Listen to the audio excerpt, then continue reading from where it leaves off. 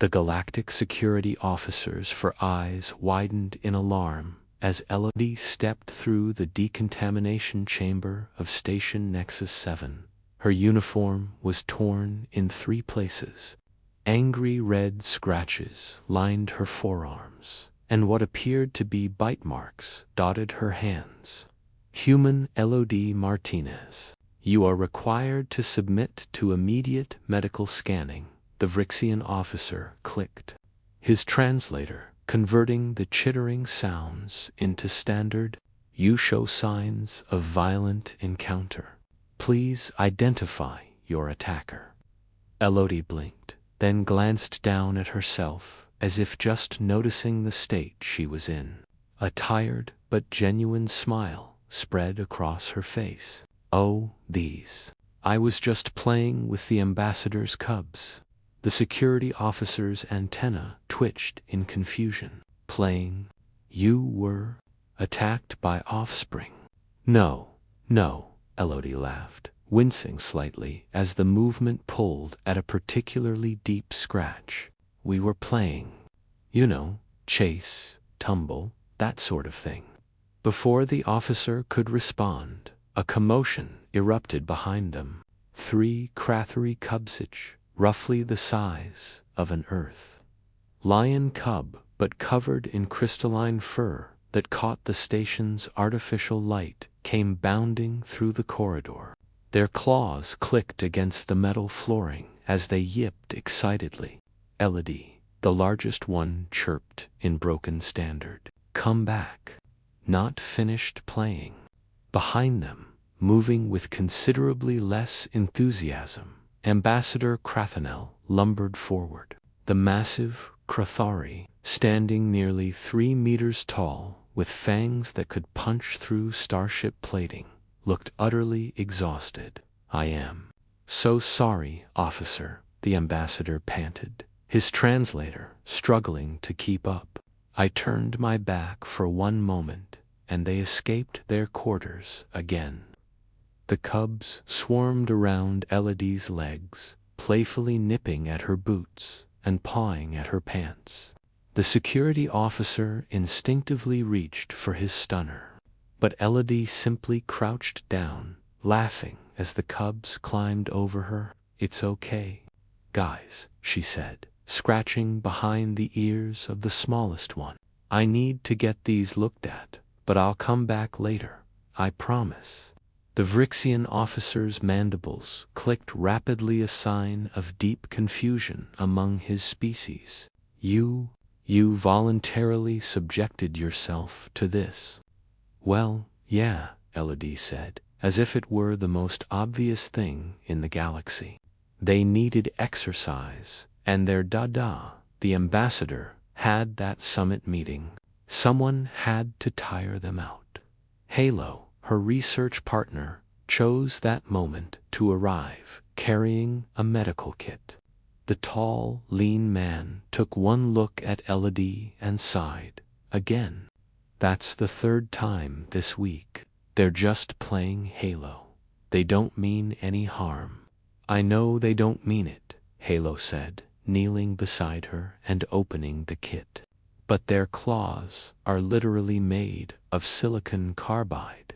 That's harder than most cutting tools. Ambassador Krathanel's ears flattened against his skull in distress. I have offered multiple times to keep them confined during her shifts. Human Elodie refuses to hear of it because they're kids. Elodie protested as Halo began applying regenerative gel to her wounds. They need to run and play and socialize. You can't just keep them locked up. The security officer looked between the bleeding human, the concerned Kratheri, and the cubs, who were now play-fighting among themselves, their razor-sharp claws occasionally sparking against the metal floor. His training had covered approximately 847 different scenarios involving humans. They were, after all, one of the most unpredictable species in the Galactic Council. But this particular situation didn't fit any of them. Let me understand, the officer said slowly. The Crathery cubs, classified as Category 4, dangerous, fawn-injured you during play, and you wish to continue this activity. They're not dangerous, Elodie said firmly. They're babies. They're just stronger than they realize. Human Elodie has been most helpful, Ambassador, Crathenel interjected, his massive form seeming to shrink slightly. Since my mate passed during our journey here, I have struggled to manage all three alone. Cubs require constant attention, constant activity. Human Elodie volunteered to assist when she learned of my difficulty. The smallest cub had wandered back to Elodie and was now rubbing against her leg, purring, a sound like rocks tumbling in a metal drum. She absently petted its head, and the cub's eyes closed in contentment. Halo finished bandaging the worst of the scratches and sat back. Your dermal regeneration is getting a workout. At this rate, you'll have the fastest healing response of any human on record. See? Benefits. Elodie grinned. The security officer made a notation on his datapad. In his long career, he had seen humans survive in the vacuum of space for 17 seconds. Eat foods that would kill most species, and bond emotionally with virtually any creature they encountered. But this voluntarily allowing oneself to be used as a living toy by creatures that could theoretically tear through combat armor. This was remarkably human, even by human standards. Very well, he clicked. No incident report will be filed. However, human Elodie, I must remind you that Station Nexus 7 has a fully equipped recreational facility designed for not the same, Elodie interrupted, standing up. The cubs immediately began jumping up toward her hands. They need someone to play with, not just a room to play in.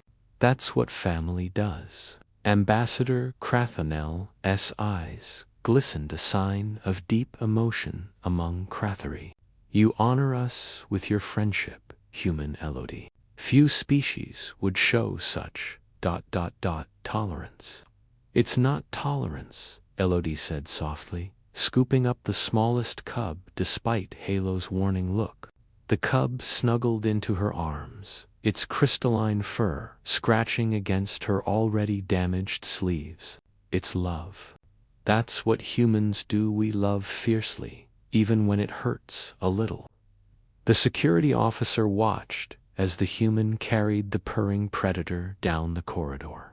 The other two cubs bounding after her, followed by a grateful ambassador and an exasperated research partner. He made a final note in his log. Incident: minor injuries sustained by human Elodie Martinez. Cause interspecies play with Crathery cubs. Status: resolved. Note: recommend updating xenopsychology files.